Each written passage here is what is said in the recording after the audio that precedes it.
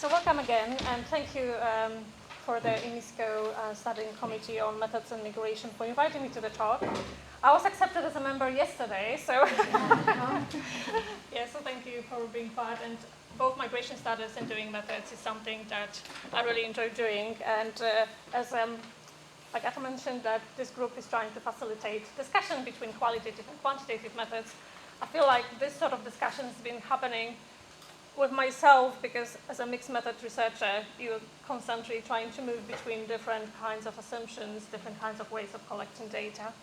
And so today I would like to discuss with you how all of us probably, how do we produce knowledge, doing different kinds of research in migration studies.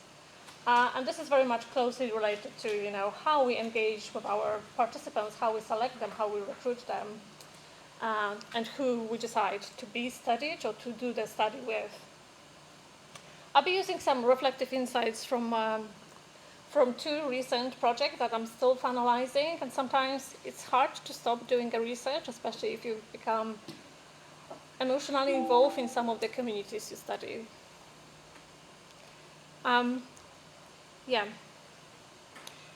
So just moving on to thinking about this will be a structure of my talk, and then I would like to start with the reflection that doing research in academia today, universities were encouraged to develop collaborations outside the university, and this is certainly the case of University of Sheffield, of the British academia, that there is a lot of pressure to do co-produced research, to engage with local and policy partners.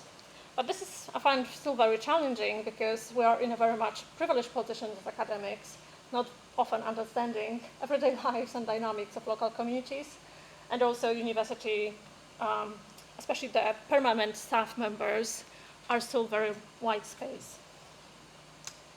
Yeah, so different kinds of impact agendas, to develop impactful research, to improve metrics of our research and the universities and units where we come from, make it harder quite often to slow down, engage with our participants, and do the research together with our community partners.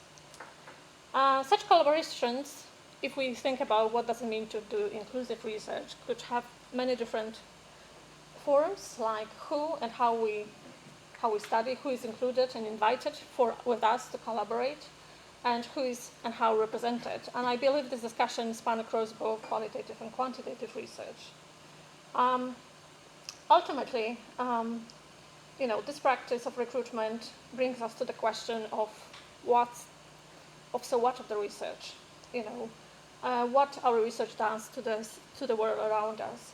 And I think the more you do your research, the more this question comes back to you in the back of your head, so what of my research?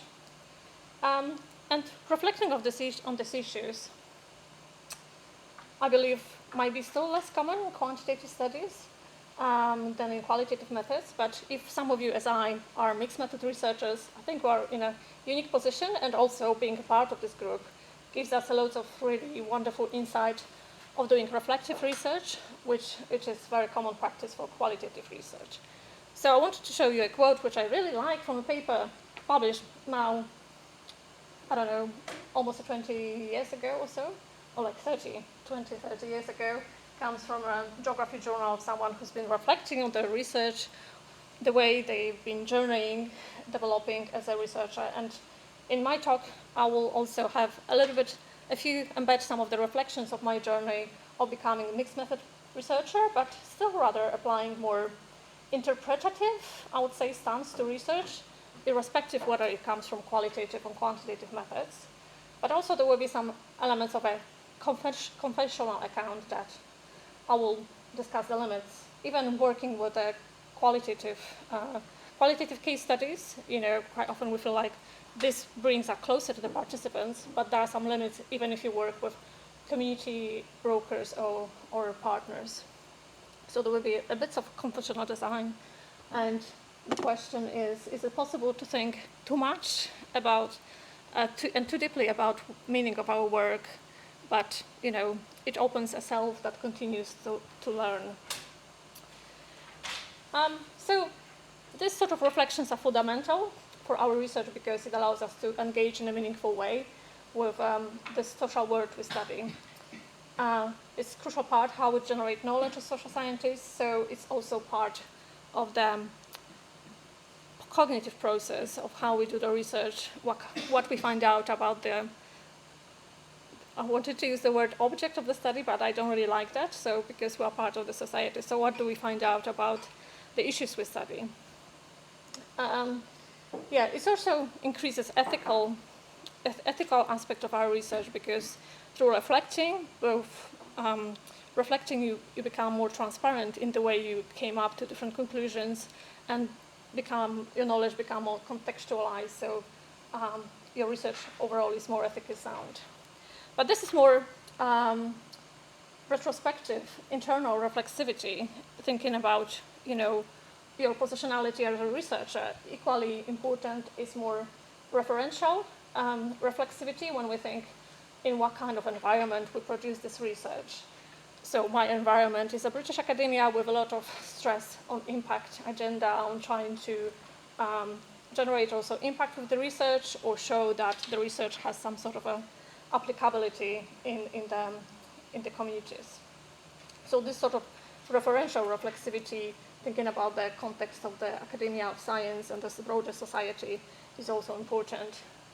But there, traditionally, universities have been considered a site where the knowledge production is rather distant from the study societies, or more due to having more resources and different position like that, our knowledge is more suitable to solve different kinds of social issues. Yeah, so we are under pressure to produce world-leading, cutting-edge, excellent, impactful research. And quite often, the environment pushes us into competition with fellow researchers from other higher education institutions. So this is a very competitive environment, thinking about cost effectiveness, income, production as well. But this sort of knowledge that maybe we feel like, oh, this is an incredible or rigorous knowledge, is not easily applicable to the communities which are quite often vulnerable and marginalized we study. Yeah, so this is like a background for thinking about who are we given voice and invited to be part of our research, and also brings us back to the question of representation and inclusion in research, both qualitative and quantitative. So the second aspect of that is, how do you talk to yourself when you have these reflections? How do you talk to yourself when you are a mixed method researcher? I think this assumption that both qualitative and quantitative methods are incompatible, that they have different ontologies, what's the word, epistemologies, how we generate knowledge, that they are quite separate. But I like what some mixed method researchers say, that maybe we should take a stance of a pragmatic researchers. And one common part of that is, behind all this research, whether qualitative or quantitative, is a person with values and experiences. So there's a layer of subjectivity across all kinds of research. Even probably with AI-generated research, the AI is trained on the data coming from humans. So mixed methods researchers would say that this dichotomy between quantitative and qualitative is false. They are just methods. I think probably to some extent I would agree with that, but methods are still very important in the way we see the world, the kind of knowledge we generate. But there is a lot to learn from thinking about, how we facilitate this conversation with our partners of research. Yeah, so in this conversation, I'll go through through projects when I'll be reflecting on who is made visible in the project, and also add some confessional designs about maybe where we failed to make some minority participants visible, both in qualitative and quantitative research. Despite the focus on being representative, it's sometimes hard. So the first part, a vignette, is the invisible.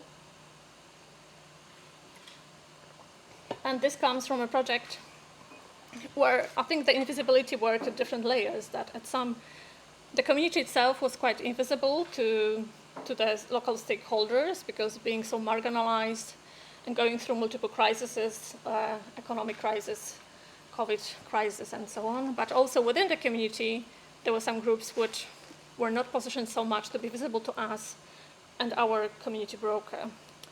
So who are the actors in this project, like in this relationship, in the like, this is me. The research, of course, was affected. It was recent, so it started in 22. It was affected by the COVID pandemic. I was a researcher on this project called Life at the Frontier, researching impact of social frontiers on social mobility integration of migrants. It was a big international grant, and the qualitative bit was like the smallest element in terms of budgeting and workload and people it had on this case study. So it was me and a community broker, and then later on another researcher. And our case study was Rotherham, which is a smaller town just outside Sheffield. If you know where Sheffield is, there is a town on the east side, which is like half the size of Sheffield, about 200,000 people.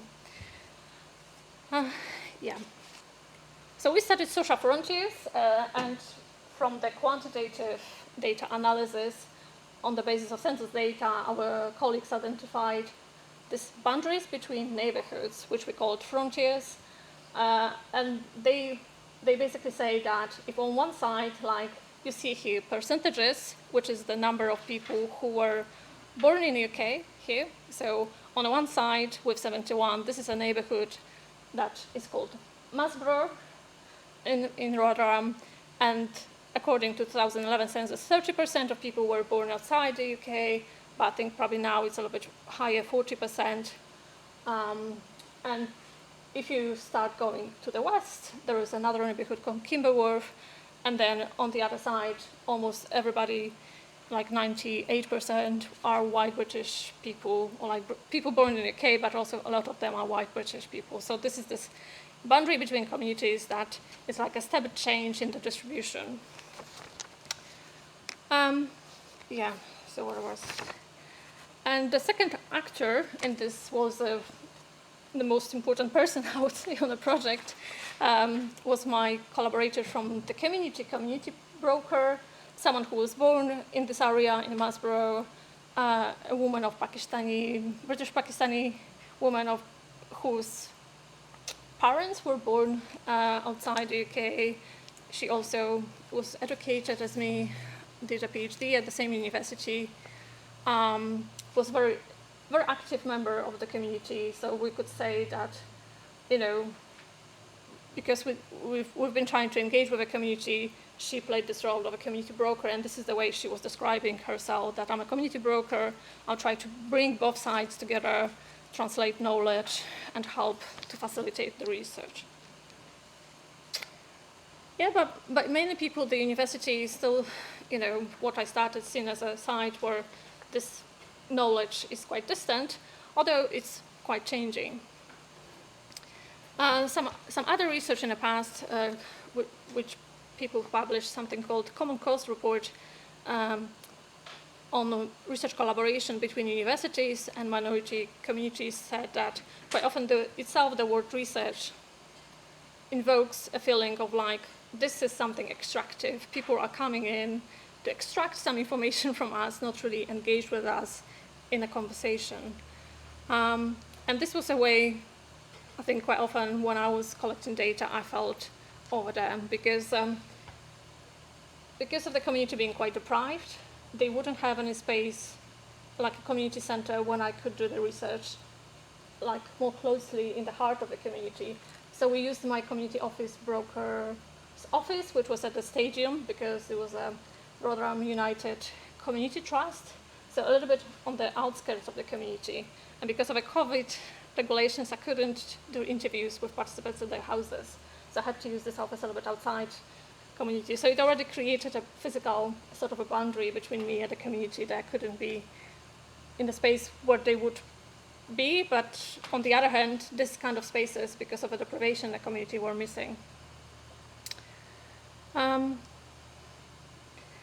yeah, so I felt like this academic in an ivory tower. So on the top picture, you can see that there is the stadium, and one of these narrow windows is where I was doing my interview. I was commuting on a taxi in and out because of also trying to avoid public transport due to COVID rules. So I felt quite as an outsider, despite as a migrant woman, I initially thought maybe my status would help me to engage with the community.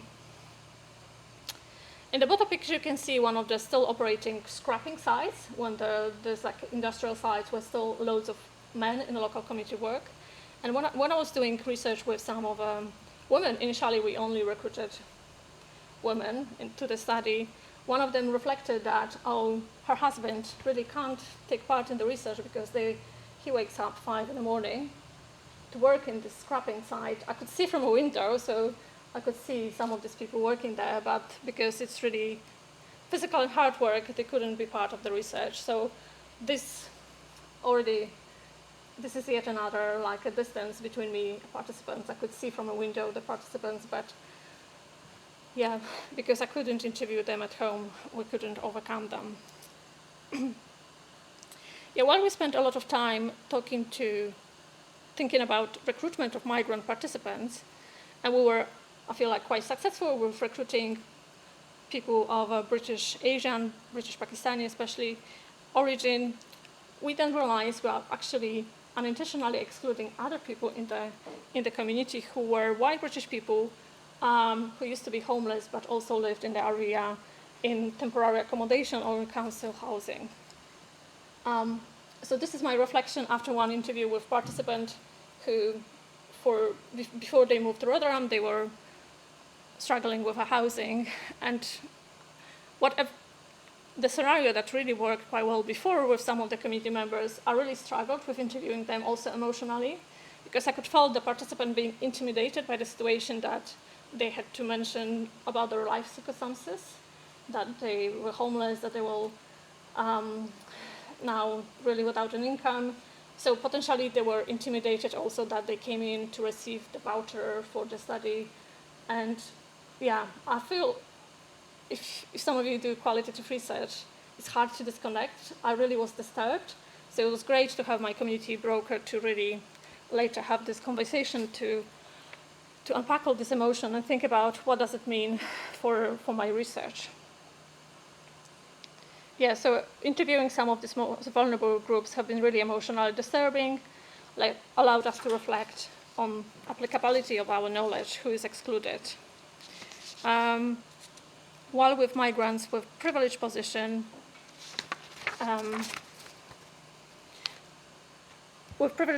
I could find like a more similar ground and forget about my privileged position as an academic. With some other community members of similar position, it was really hard, and it felt indeed as like an extractive research. My community broker really also reflected in a way that maybe this is yet another boundary, that the study on social frontiers, but then intentionally you create this frontier in the way you engage with the participants. And this is quite common for this area, that there's a lot of like physical barriers within different areas. And then on the left side, you can see a hotel which was changed into temporary accommodation for the homeless people. So my community broker, she reflected. Yeah, I mentioned the other frontiers, physical and ethnic, when we had a discussion, but I forgot about this one. There are the poor people, and there are even the very poor, the destitute. Do some frontiers become too uncomfortable for us that we pretend they are not there? And then she, in the final longer section, she's actually reflecting that this woman challenged our assumptions by coming to the interview. She managed to change the way we're thinking about the recruitment in the area. And she exercised her agency as a participant to helping us to see some more vulnerable participants and so on. Yeah, it happened a couple of more times with some other participants, but there was another challenge, even as someone coming from studying of migrants, and I haven't encountered before there was another challenge interviewing people who were seeking asylum. And while the main focus was migration and ethnicity, we still didn't manage to develop a trustworthy relationship with some participants who were like from Eastern Europe, from Slovak Roma origins, but also asylum seeker. And I feel like probably it's in the context of quite hostile environment in the Britain where migrants encounter many barriers, obstacles, accessing services, or also in the countries where they come from, they were prosecuted and so on. It's really too hard to establish university as a trusted partner, and it takes a lot of time. So that's why initially I relied a lot on my community broker, but we found out that it had its own challenges because the community's dynamic is changing, and one community broker, even if they lived in a country for a long time, in the community, there were some more recent migrants in the community with Roma background, asylum seekers, who wouldn't consider this broker to be trustworthy enough, especially the university. This quote shows another emotional reaction when there was one participant seeking asylum who didn't turn up to the interview for the third time, despite I sort of checked with them in the morning that they're coming. But it also shows my probably privileged position that, I'm worried that I'm so busy taking half a day off to do the interview and they are not showing up again. But then it made me feel embarrassed that probably this person was in a much worse life situation. And they felt under pressure because someone else who took part in the research and helped them, they felt under pressure to agree to the interview but couldn't say no. So they were sort of counseling in the last minute all the time. But this again shows that university, if I was saying that I'm a university scholar, was not seen as a trustworthy institution. And my community broker was reflected in the same way that we have to work harder to bridge the gap between the university and the local community. And she's also reflecting that many of her existing networks failed. And it was something new she encountered in her work so far because she's done so many other research with the university before. Maybe the study population was quite different, but as I said, also the community is changing and the environment, the broader environment of migration in the UK has been changing. So she's been reflecting on the limits of her work. Just not to finish with thinking about limits and confessing to things maybe we could do better. We've been learning throughout the project. So towards the end of the project, we've been able to engage with the with the community in a better way by doing rather individual interviews. The pandemic was gone, so it was possible. We did more group sessions, consultation sessions with the participants, and also we collaborated with 2 local artists, one British Pakistani, one was Bulgarian origin, who interpreted our research in a creative way, did a performance, loads of people from the local community came, there was a really good discussion, and many people felt like, because this sort of space to meet together was missing, our research really helped them to connect with people with similar desire to do something in a community, or through us, change something through the community. So this work is ongoing. The film is also really powerful if you want to watch it later. And thinking again about the notion of applicable and relevant knowledge, participants also, during one of the consultation sessions, we confronted or asked participants, okay, so what would be the preferred way for you to work with the university? And this was a consultation session we did a little bit later on, after all the individual interviews and focus group studies. We got back to some participants and asked, okay, so what do you think is the role of university? What would you like us, how would you like to work together? And we offered them some choices, and the choices with the most dots is to create spaces like this. And this was a result of the lack, what I mentioned, there was actually lack of any space because of the different youth clubs, different community centers being closed down. People just had a desire to meet together and talk to someone who could potentially bring their issues to the stakeholders, to the city council. So there was this desire to create a space safe for dialogue. And we're still working on that, doing a few other projects now. Funding for this project is finished, but it's hard to live without having this some sort of achievement that we really made a change. And in social sciences, this sort of impact of change is really slow. So moving on to the second vignette with quite different perspective. So we have to switch our brains to think about surveys. I think many of you will present on the surveys. I'm thinking, how we do the representative research.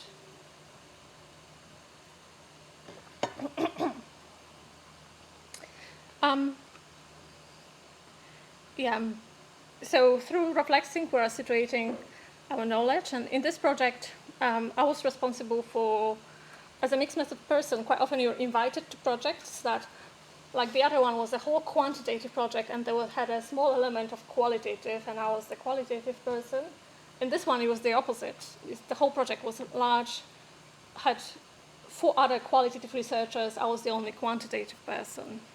It was called Health and Social and Economic and Cultural Impacts of COVID-19 on Migrant Essential Workers, and we used Polish migrants as a case study, for different reasons, just to focus on one. Most of the team were Polish, except the PI, who was more experienced. They were not really, so it's a different kind of project, so we didn't have really like a broker, like in the previous. We collaborated with a couple of Polish organizations or migrant organizations, but the way we distributed the survey was through social media, with how often you do if you don't have a sampling frame. Of course, with the migrant population, it's quite difficult, but also use the method that I think a few of you would be presenting using the Facebook ads, and there are extensive presentations if someone is only into that. If you can go and read about the whole methodology about the Facebook ads. So I was designing the Facebook ads and the methodology of the survey and analyzing the survey data. But of course, with my mixed method thinking, I was also applying some of the reflexive practice. So we felt because we collected quite big sample size and 2/3 of the participants came for the Facebook ads, which felt like it was more than we expected.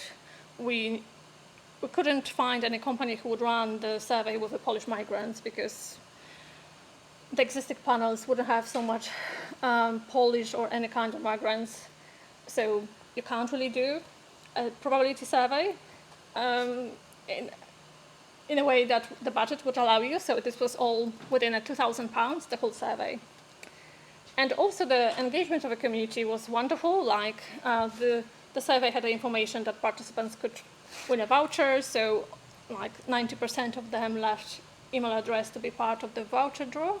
And also, you can see 640, so how many would it be? Again, 2/3, or maybe a little bit less than 2/3, 3/5 agreed to be part of the qualitative study. And then it was an enormous amount of additional data. We couldn't do all these interviews, so we only interviewed 40 people, looking at the diversity. But I felt because it was yet another group that at the time was in a really precarious situation, like essential workers, and intersecting with being Eastern European migrant and so on, cut off from your support networks. And people wanted to share their experiences. So in this project, I was responsible to think more about the representation. This is a picture from an artist we commissioned to do photos informed by our study result. I feel when we think about the representation of Polish people, this is a map of Poland with Polish cities. So I think my focus was on thinking about the representation, whether doing a survey through Facebook, have I received proper proportions, how the selection bias works, because that people are more likely to click on that, who are more likely to click on an ad, the ad is distributed to the same one. So we did a lot of thinking about a little bit lowering down the selection bias and so on. And also thinking about external validation of the data. I can compare some of the data coming to the external data, which is the census data, And we feel like the distribution for the Facebook sample, especially in terms of a gender and age, was better in comparison to the rest of a convenience sample. Yeah, so this sort of a thinking, it's something as a quantitative person, we think about representation in terms of representativeness. Yeah, there are some graphs here showing, again, how different was the convenience sample from the online sample. And it shows that in terms of missing responses, item response, the Facebook sample was a little bit doing better. But convenience sample people left more open text responses. So potentially it was like a different group whose preference was to leave longer answers in comparison to the Facebook sample people. And again, the samples were quite different, so it tells us something interesting in the way we do what we do later now with the sample.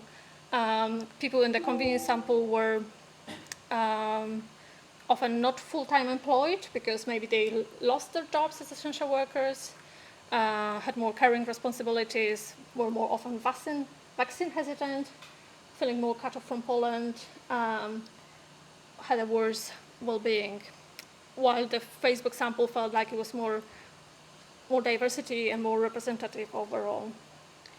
Yeah, so these are the questions I initially was dealing with, but there was yet another one when we designed the ad. So we used some indirect methods of targeting. So we could target Polish people as migrants in the UK, but we couldn't target essential workers. There is not such a category in the Facebook groups for targeting the ads. So we used pictures of the most common essential work occupations to target participants, hoping like, if someone works as a nurse or as a doctor, or as a person like responsible for cleaning offices in the COVID, it was also very important. A driver, getting people to work at the time, or delivering essential products, and people working in the shops. So these are essential work occupations, like a broad group, and we felt like, we just want to show the most common among Polish migrants on the basis of the data. But our focus on representativeness met a little bit with a clash from the community. People didn't like the pictures. So there was a few complaints below the ads of people saying that they are not representing in a proper way Polish community, like that we only had one picture of someone with the highest skill, like a woman doctor. And people didn't like that most of the occupations were actually low-skilled workers. Yeah, on the good side, we managed to reach, with our small budget, to 26% of Polish people with a Facebook accounts. Yeah, so this is a question maybe, thinking about representativeness, we shouldn't really use pictures representing in terms of the occupations.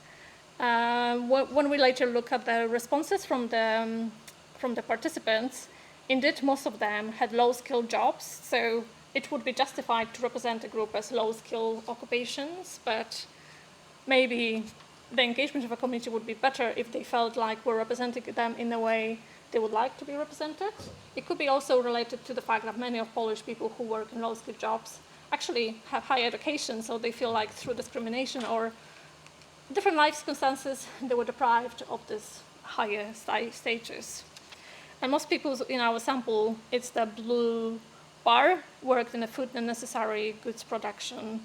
And you can see how much likely they are in comparison to other essential workers in the UK to work in like delivering food and other necessary products, which could be medicine or other things to keep the community and society going.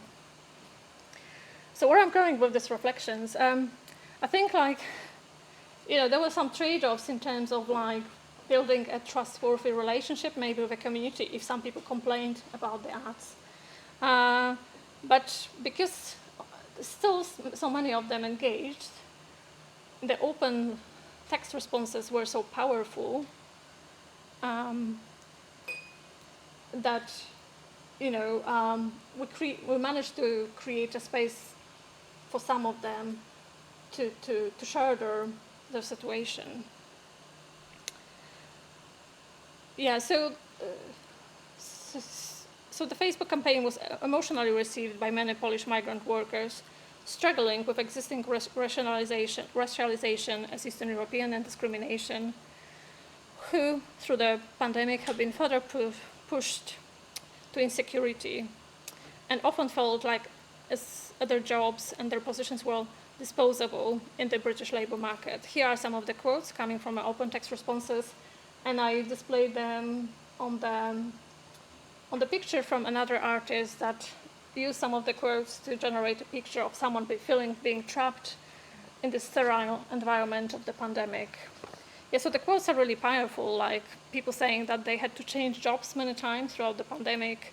They were deprived of not only of jobs, but different kinds of security networks. They felt exploited, undervalued, replaceable.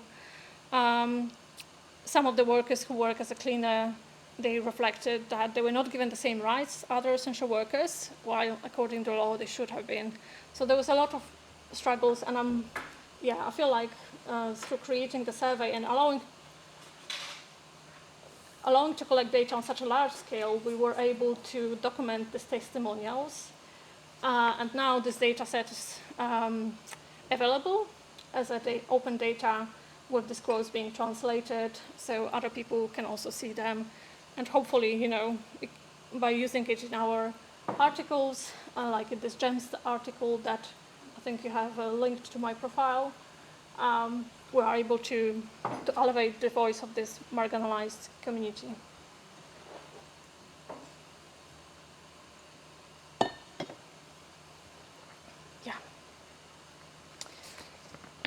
Yeah.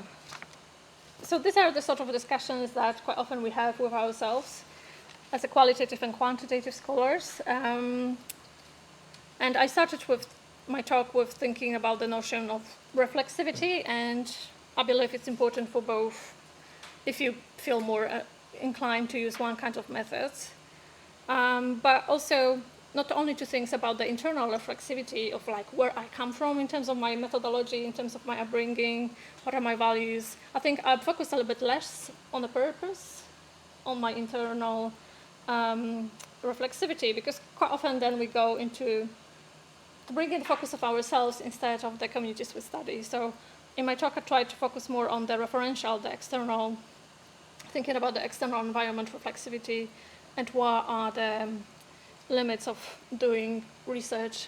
Like in the qualitative, you could see some limits, even of working with a community broker. We then had to change the partners, develop more broader relationships also with the community partners, working with Roma Slovak people and other kinds of marginalized groups.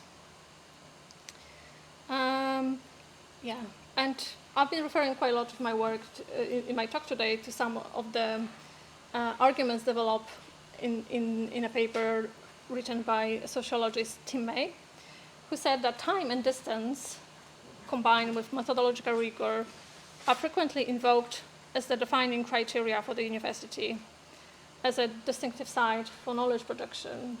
And I feel like after journeying in my research, I think probably I would agree with him a few years ago when he was a colleague in a department, but now I feel like the academia is changing and the way I approach research has been changing. It still is challenging to do a slow down research in academia where maybe you are, you have to provide reports, you have to provide papers every year and have to work towards the impact agenda. In terms of a distance, I think, I don't know what you think, but probably many of you also would agree that the distance of the academic knowledge is something we have to step away from, that we have to engage with a community to do our research. Yeah, so what might be the commonalities? I think it's something I was trying to already bring in my presentation, but like maybe to summarize what are the commonalities coming from both experiences. Yeah, so the way we position ourselves in relation to our studied communities is changing, and I think like with more and more, I'm recognizing also that my knowledge has been a little bit more elitist. Quite of my research has been extractive, and I'm trying to change that to do research rather more with communities, not about the communities. And reflecting on the research, including the way we recruit participants, takes a little bit closer to undermine this assumption that there is some unproblematic relationship between the university knowledge and the communities we study, that our knowledge is unavoidably to some extent biased, and we have to recognize that this bias might be quite intellectualist in the way what we recognize a knowledge, and the way we then do the way we do things with our research. Yeah, so by this point of like hesitating on the way in both kind of research we're able to reflect who was included, has our research maybe strengthened some of the inequalities, like in the research in Rotterdam, I work a lot with one community broker, which then we realized it had a limit because we were recruiting mostly from one group, settled migrants, not really the more recent migrants. So probably to some extent we excluded this group for being part of the project from the beginning. So it had some limitations. And it brings us to the second aspect, which was, I believe, common in both kinds of research, even in these Facebook ads, like, was it like a safe space for people to express their opinions? Maybe some people looking at ads and a picture decided not to take part. Obviously, many were not present online, so this is already a large group who were excluded in the first sense. Yeah, communities have their ways of working, their languages, their logics. And doing this sort of research makes me more and more realize how we are not able to understand the dynamics of the lay community life, because we focus so much on project management, on collecting evidence for impact, on doing different sort of reports and papers. So even in a research which has been applied with the assumption of knowledge being co-produced, quite often we also at my university use the term knowledge exchange, that it has to be based on exchange knowledge from both sides, or like it has to have some elements of public engagement, impact enhancement, and so on. But there's still a place for thinking, is everybody co-producing with me in the same way? Are people given equal rights, and so on? Or rather, this sort of research can still intensify existing inequalities. Yeah, so I mentioned the limits of working with one community broker in Rotterdam. Yeah, with the survey on Polish social workers, it had a similar feeling that many people might have been excluded. But despite that, there was an aspect that the importance of a safe space emerged from both research.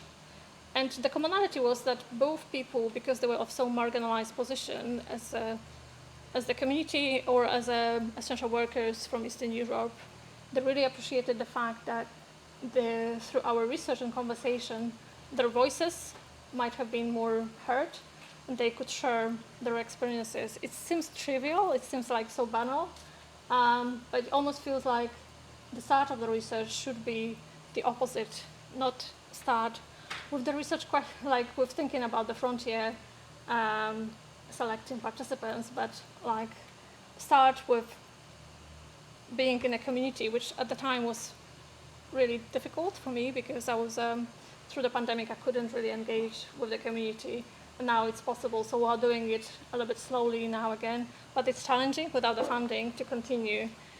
You also think about the reputation of the university. If we finish now, then there will be again the same feeling participants had before.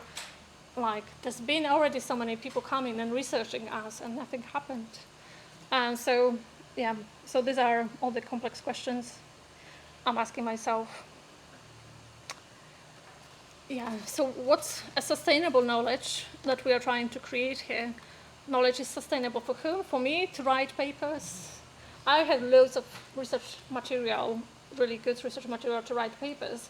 I haven't written any paper yet because we've been doing also a lot of community engagement. We've been meeting with stakeholders, trying to first transfer this knowledge to them instead of like producing academic papers. And I would like to conclude with the quote coming from participant from Life at the Frontier project. During this consultation session, I think he mentioned really a powerful thing, but a quote that still makes me think. So in the discussion about what kind of space he would like to create for discussion with the university, he said it's not about creating, this sort of a space for discussion or about ticking boxes. The university role is to change perception and communicate with decision makers, is to say, what's going to come out of this? What's the outcome of this? Yeah, so you as a university or as a researcher communicate with decision makers, so there's definitely change that needs to come, and it's got to come from the top.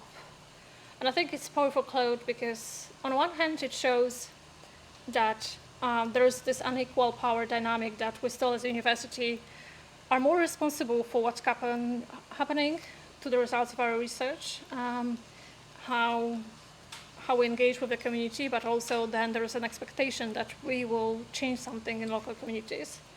But the final section, it's got to come from the top. It's a little bit disturbing because it means that despite we've tried to get ourselves closer to the community, to spend a lot of time later on, we're still positioned as, we are the people on the top, we, the university, the stakeholders, and there's the community that's trying to be heard and listened.